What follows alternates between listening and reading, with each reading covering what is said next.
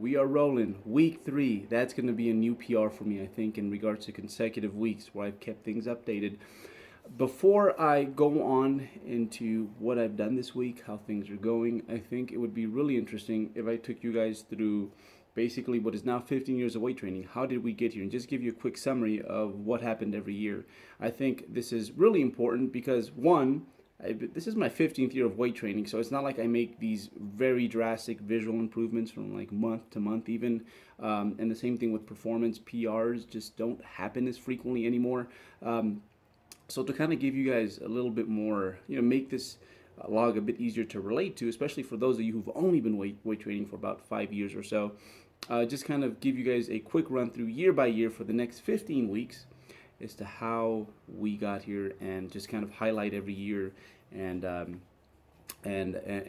think when we're all said and done with that, it's going to make you better understand where we're at right now and what direction we're trying to head into. So my first year of weight training, I think prior to weight training, first of all, I never thought I would be weight training or doing anything strength related. I loved sports as a kid, but when it came to lifting weights, it just wasn't my thing. I think I wasn't drawn, I guess, to like those superhero physiques as much as I guess a lot of other kids are. To me, muscles, I'm like, yeah, cool, but never really bothered to stop and pick some up. And then also, so my father was, I call him a weight lifter more than anything. He had a few years where he lifted weights in his mid 30s, and my dad was just a insane responder when it comes to weight training. It's just nutty to think about, like, if he would have actually stuck to it, where he would have been. But uh, me and my father, I would say that we didn't always see eye to eye. We didn't relate when it comes to many things. And I think sometimes, especially when you're in your early teen years, you kind of try to rebel against whatever it is that your parents are doing. If your parents are this way, then you want to be that way, and that sort of thing. And my dad was like the I guess you could say the swole dad on the block. And I remember that my friends would come over and they would always ask my father if he'd flex a bicep for them, and they would just marvel at like all the fibers like bunching up and this gross looking piece of meat just hanging off his arm. And this was like way after he stopped weight training. He just kind of kept a whole lot of it and was just naturally a pretty lean, muscular guy. So because of that, I never really looked into that, and it wasn't until I think probably sophomore year in high school. I had a really good friend, Carlos, who was about the weightlifting, and I really liked Carlos and liked spending time with Carlos. So he asked me, after school, do you want to start lifting weights with me?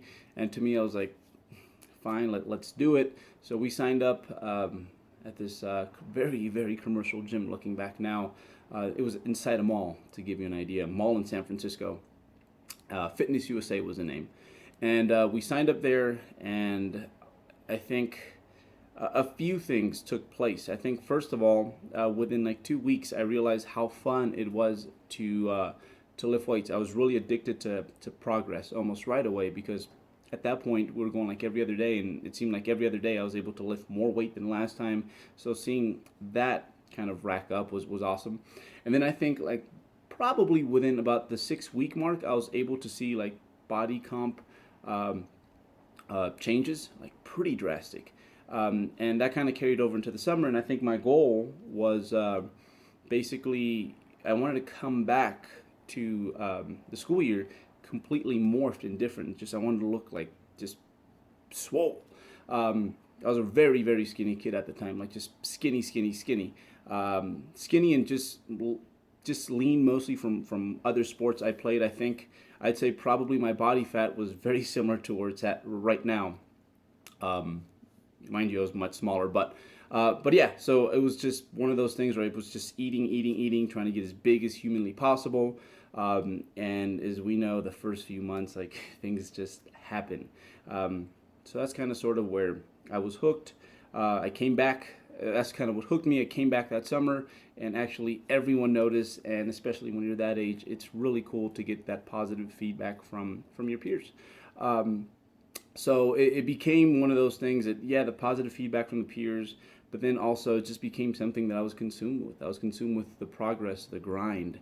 I wasn't doing everything right, but we're basically doing full body 3 times a week, which I guess could be worse, but perhaps a little bit too much volume given our the fact that we hadn't been training for more than a few months.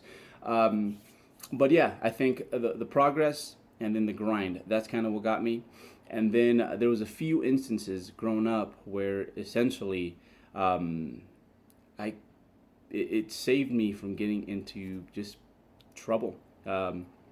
Where there was certain instances where I made the choice to basically lie to my friends, and I'm like, no, I can't go do this, and that with you, and they got into stuff eventually, and to me, I was blind to them, so I could go lift weights because that was like my thing at that point. And so looking back now, the first year, I think it was crucial because it gave me something. I think for the first time in my life that I legitimately I loved to do. I had done other sports and I had done pretty well at them, but it was one of those things where I loved competing, but I didn't like practicing the craft. But when it came to weightlifting, I really, really enjoyed going in there every day and trying to, be a little bit better than last time. And then, of course, when your peers start to notice, especially the opposite sex, it has a way of catching your attention to that. Hey, maybe what I'm doing is I should do more of it. So that's how the first year went. I think it was like everyone else, ton of progress. I was still kind of concurrently keeping it. I guess, yeah, I was still kind of combining sports. No nutritional strategy other than I think I would have a protein bar at a certain point after my training session, but after that, everything else kind of stayed the same. So yeah, year one was vital because I think it built up. That's where a lot of the passion that I feel today, even now when it's time to train, that it just the same thing. Like I think about my training session on the way to the gym, and it was no different than sitting in math class and just kind of thinking about what was going to happen in just a few short hours. So yeah, that was year one, and now we're on year 15, and we don't make progress from training session to training session, but I enjoy it just as much as I ever have, basically. So yeah, I'll leave it there. So 15 years into weight training, you really start to, accumulate some gains. The gains start to add up, but then also so does the wear and tear. Of late, I've been dealing with a left pec strain. Nothing major, but it was definitely just not letting me press as comfortably as I would have liked, and I've actually had to skip a few sessions on the incline press. But today it felt a whole lot better, and I think it helped that my friend Andrea Valdez was here. We were taking care of some internet business, and she came down to Fort Collins and was also useful when it comes to some spotting. It's always great to have a competent spotter, and yeah, so she came by. She was here for about 4 or 5 days, and besides getting some good training sessions in, we also got to do some Fort Collins type touristy things, if you will. So I took her up Horsetooth Rock, which you will see here in a minute. And basically, Horsetooth Rock is just a really awesome hike. It's about 40 or 50 minutes to make it up that landmark rock formation, and check out the view. Good job. I go.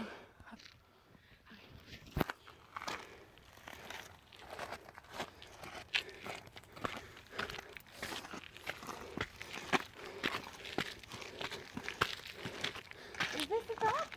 This is going to be the top. We just have to climb up these rocks.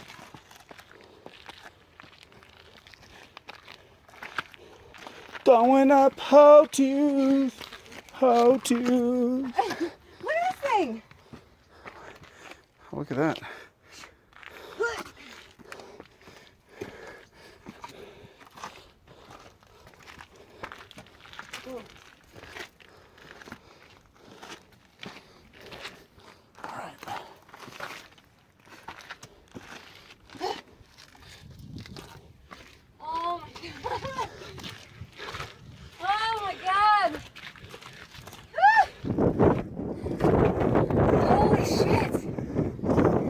awesome. It's the Great Valley.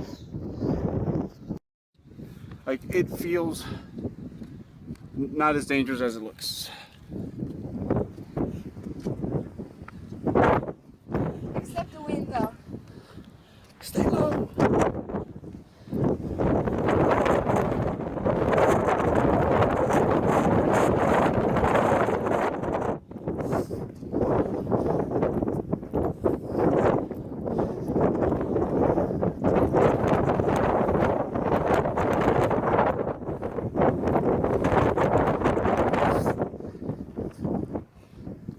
This is the rock.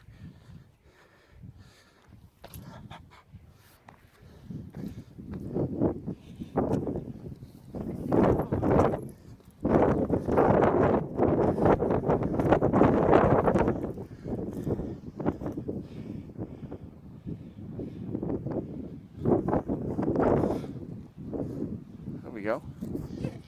So yeah, training was fantastic. It really helps to have. It's always fun to train with friends, especially one like Andrea, who's really all about her training. But yeah, no, we went up Horsetooth Rock, enjoyed some beer and pizza afterwards, and yeah, going up Horsetooth Rock is like the equivalent of going to Manhattan and having to visit Times Square. It's part of the Fort Collins, Colorado experience.